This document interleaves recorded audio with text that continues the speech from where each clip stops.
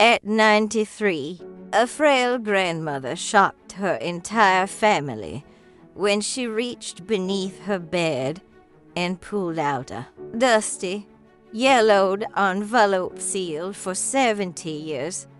Her hands trembled, her voice broke, and the room froze in silence. Stay with me, because what was inside this letter would tear open wounds buried for generations. She whispered that this letter held the truth she had promised never to reveal, a truth that had shaped her entire life, her marriage, and even the very identity of her children. This shocking secret was about to rewrite the family's history. The letter wasn't just words on paper. It was a confession, a revelation, and a plea. She had kept it hidden out of fear, shame, and love. But now, in her final years, she could no longer take the secret to her grave. This story reveals hidden love, betrayal, and a shocking confession that no one in the family expected. Watch until the end, because the last line of that letter will leave you speechless. You will discover how a forbidden love shaped an entire bloodline. Why she sacrificed her happiness for appearances. The shocking truth about a man everyone thought they knew. And the powerful lesson of forgiveness across generations. You will discover how a forbidden love shaped an entire bloodline. Why she sacrificed her happiness for appearances. The shocking truth about a man everyone thought they knew. And the powerful lesson of forgiveness across generations. The truth inside this letter will change the way you see family forever. If this story touches your heart, please like, comment, and subscribe. Every subscription helps us create more unforgettable family stories filled with truth, legacy, and hope. Don't miss the ending. It will shake you to your core. The silent pact, the letter, spoke of a pact made in silence, an agreement sealed in shame. Stay with me, because this pact was the chain that bound an entire family in lies. It revealed that her husband had discovered the truth early on, but chose silence to protect his honor. His silence was not forgiveness. It was control. The grandmother admitted that every smile at the dinner table was a mask, every celebration shadowed by guilt. Her entire life had been a theater of survival.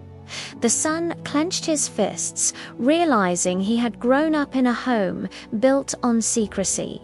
The weight of betrayal pressed down on his heart. The daughter, though furious, began to see her mother not as a villain, but as a prisoner of her time. This duality added layers of pain to the truth.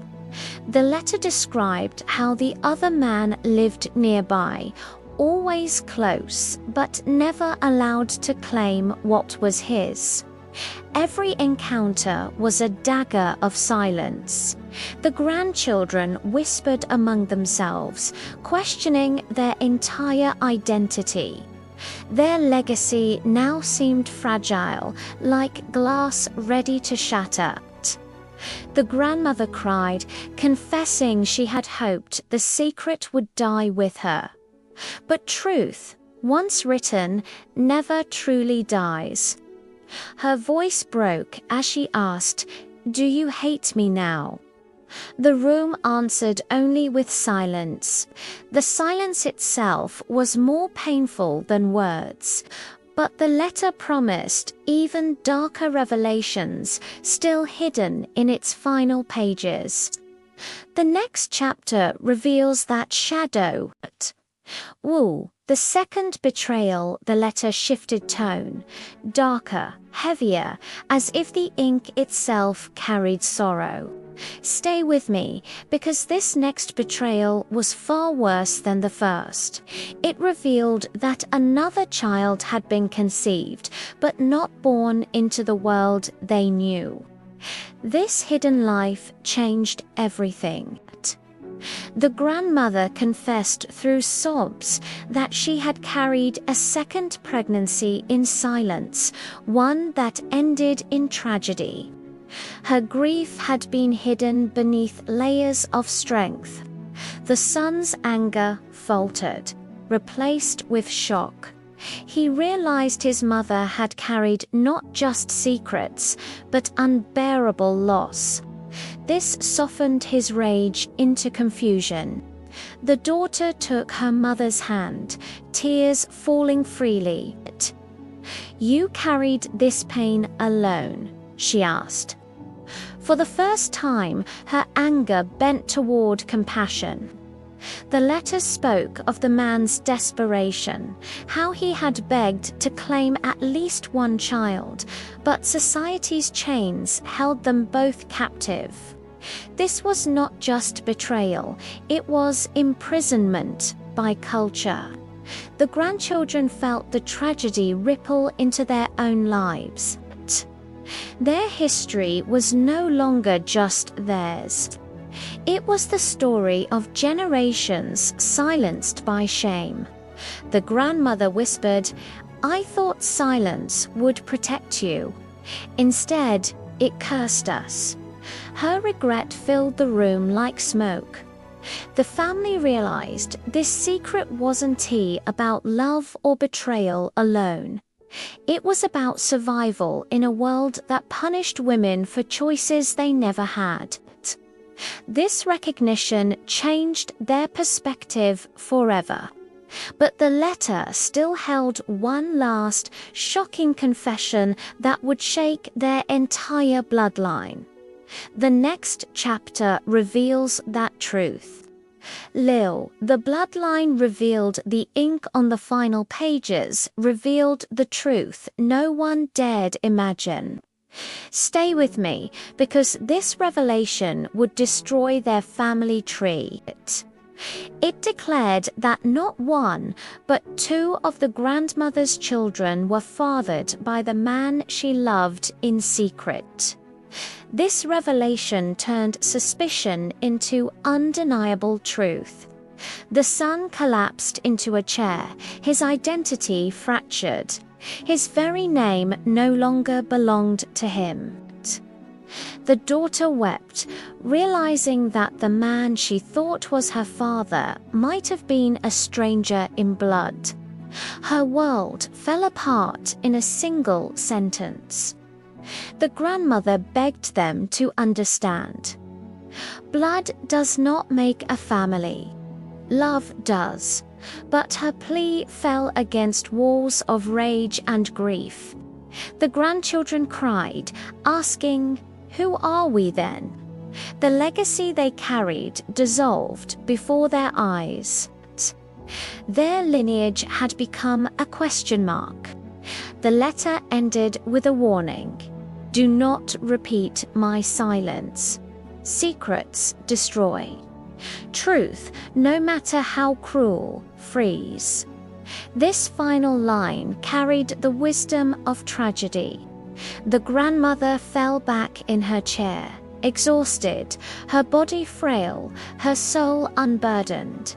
Her secret was finally free, but the cost was immense. The family sat in stunned silence, their lives divided between before and after the letter. This was the moment that defined them all. But what they chose to do with this truth would determine their future. The next chapter reveals their response. The family in pieces. The living room was filled with silence heavier than words. Stay with me, because this silence would cut deeper than screams. The son rose, pacing, his fists trembling as if he were ready to strike the air itself. His rage was now a storm looking for thunder. The daughter covered her face, her sobs echoing like broken glass. Her pain made everyone else's wounds louder. The grandchildren looked at each other, unsure if the people they had always called family were strangers. Their sense of belonging cracked in half. The grandmother whispered, "Hate me if you must, but don't hate each other." Her plea was fragile, but it held all the weight of love. The son shouted, "You built our lives on lies." His voice carried decades of anger, finally unleashed. His fury shook the walls around them. The daughter stood, trying to reach her brother, but he turned away. Division had now taken physical form. The family photographs on the wall seemed to mock them, smiling faces trapped in a web of falsehoods. Even memories felt poisoned. The grandmother wept, knowing that truth had freed her but broken them. Her heart broke watching her family fall apart. And yet, in that storm of grief, a single question remained. Could they survive the truth? The next chapter reveals their struggle to decide. The struggle for forgiveness, the son stormed outside, leaving the others in shock. Stay with me, because his absence was the beginning of the hardest battle. Forgiveness, the daughter followed, begging him to listen, but he shoved her words away. His pride was stronger than his pain. The grandmother sat, her frail body trembling, whispering prayers only she could hear. Her strength was now nothing but faith. The grandchildren approached her, asking, "Grandma, what do we do now?" Their innocence forced the adults to face what mattered most. The daughter shouted after her brother, "We can't undo the past, but we can choose our future." Her desperation was a call for healing. The son slammed his hand against the wall, furious. How can I forgive lies that shaped my entire life? His pain was raw, unfiltered, and real. The grandmother whispered from inside, "Forgiveness is not for me, it's for you." Her wisdom cut through the storm. The daughter's tears fell as she begged him to see the truth. If we let this destroy us, then her silence wins. Her plea planted a fragile seed of hope. The son fell to his knees, torn between rage and love. This collapse was the first crack in his armor. But forgiveness is not instant. It is a journey. The next chapter reveals the first step they took toward healing. Capítulo 9, the first step toward healing. The next morning, the family gathered, again broken but present. Stay with me, because presence itself was the beginning of healing. The son entered last, his face tired, his pride shaken. His silence was softer this time, less like thunder, more like rain. The grandmother reached for his hand, and though he hesitated, he did not pull away. That hesitation was the first step toward reconciliation. The daughter spoke gently, reminding them that family is not built on perfection, but on survival. Her words became the rope that pulled them back together. The grandchildren sat close, their presence reminding everyone of the future at stake.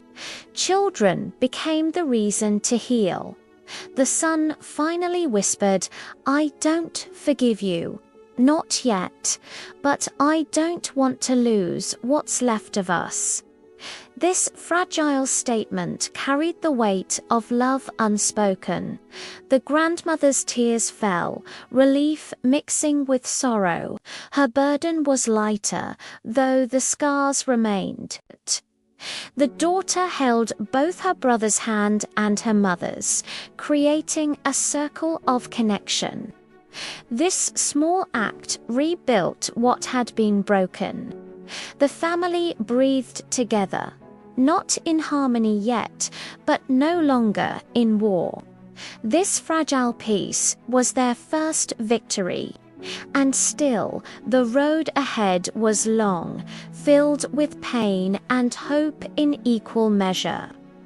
The next chapter reveals how they transformed pain into wisdom.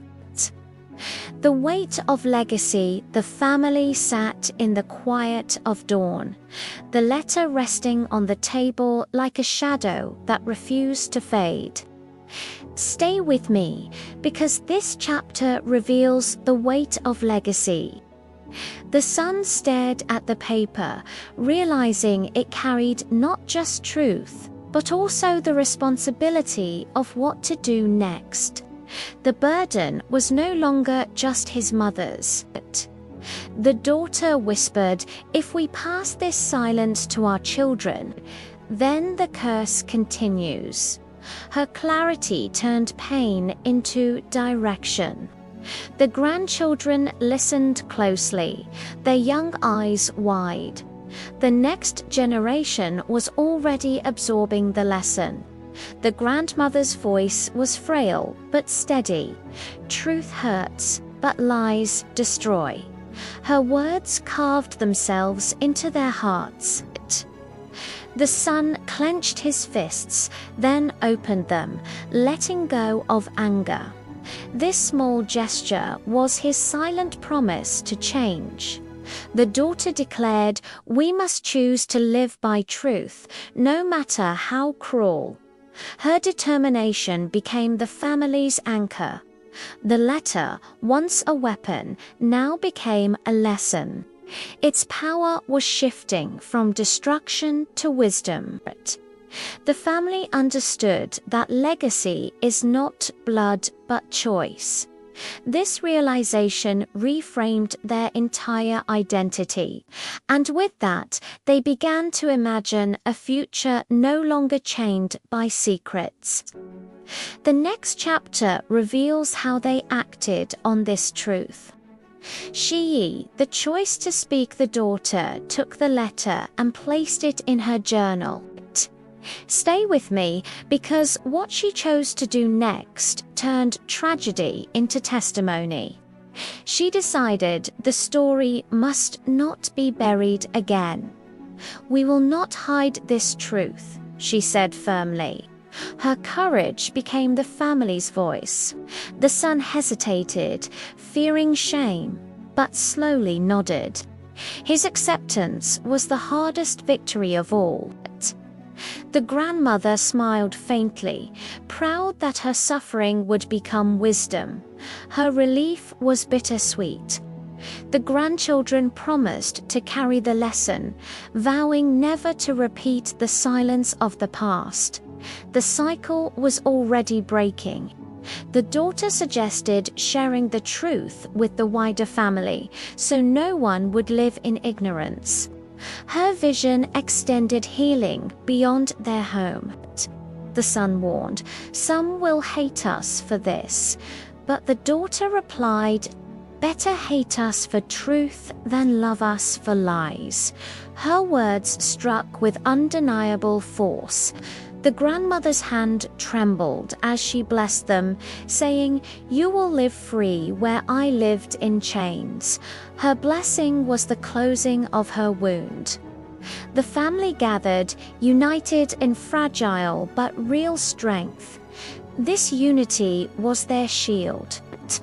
And yet, one final chapter of the letter remained unread, words written not to her children, but to her grandchildren.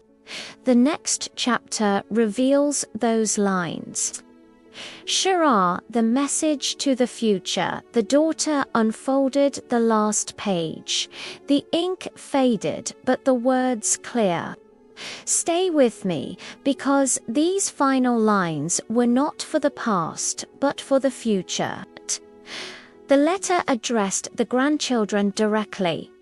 You are the proof that love survives, even in silence. These words turned tears into hope. It urged them to live lives of honesty, never repeating the mistakes of secrecy. This plea was a gift of freedom wrapped in pain.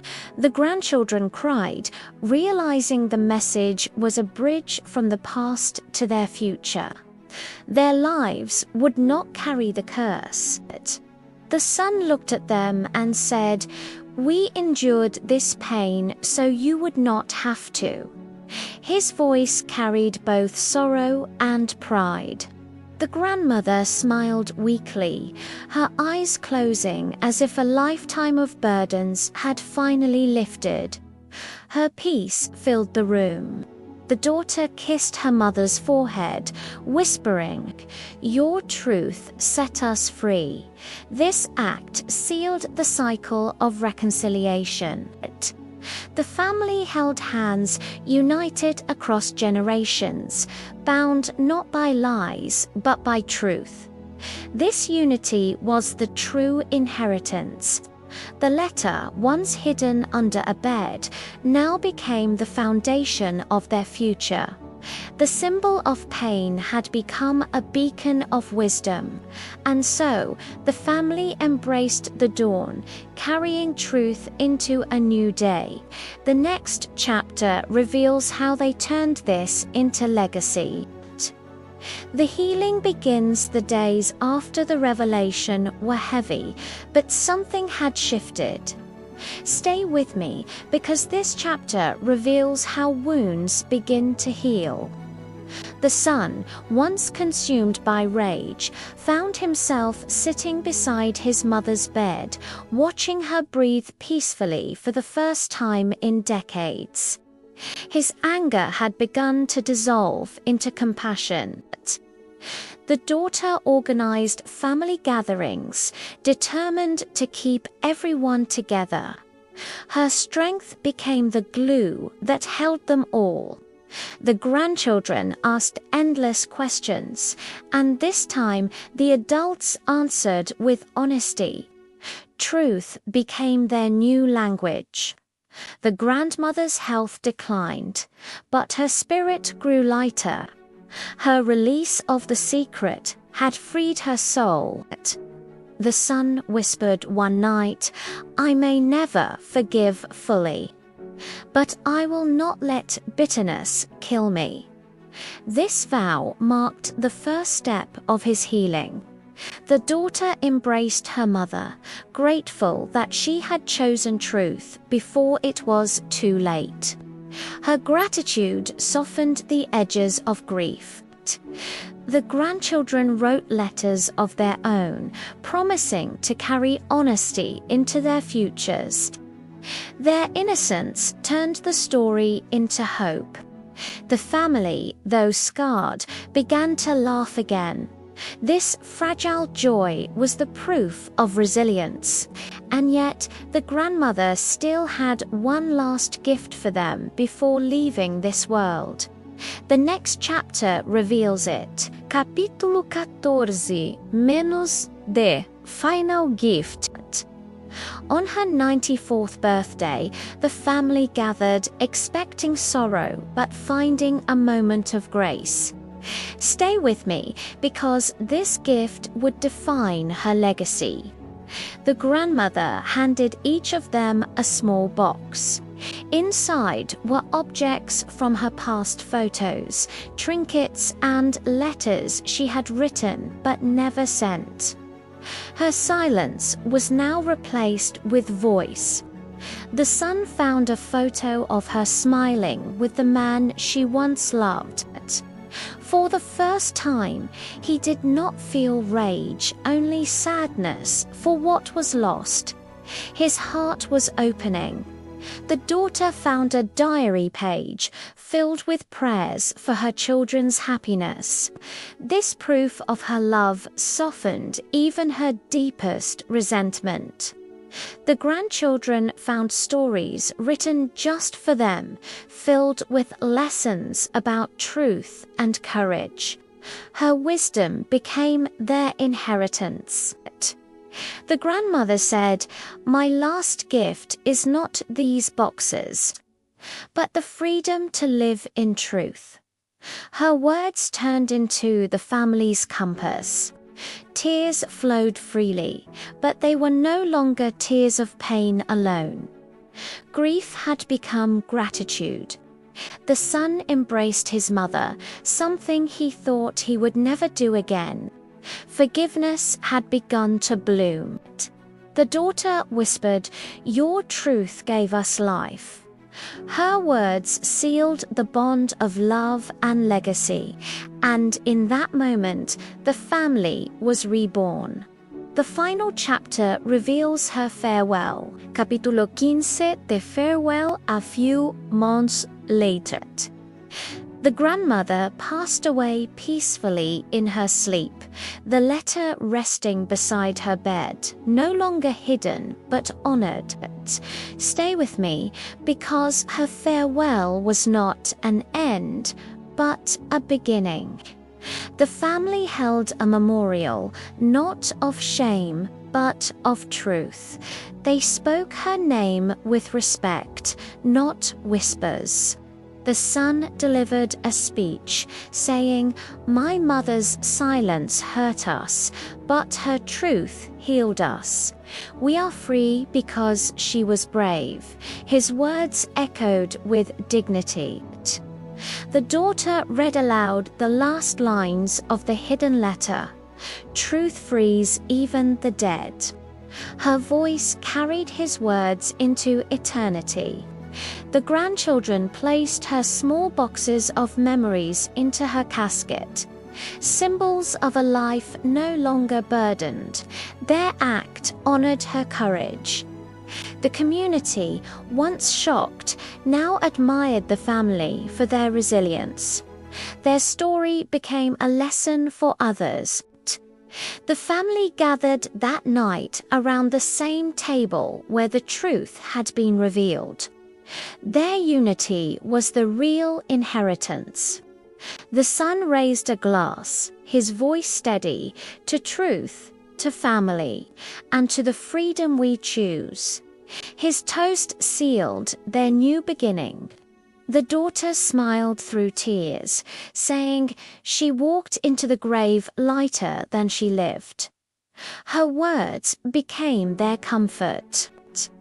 And so, the story of a hidden letter became the legacy of truth, forgiveness, and resilience. This unforgettable ending reminds us that even secrets buried for 70 years can set a family free.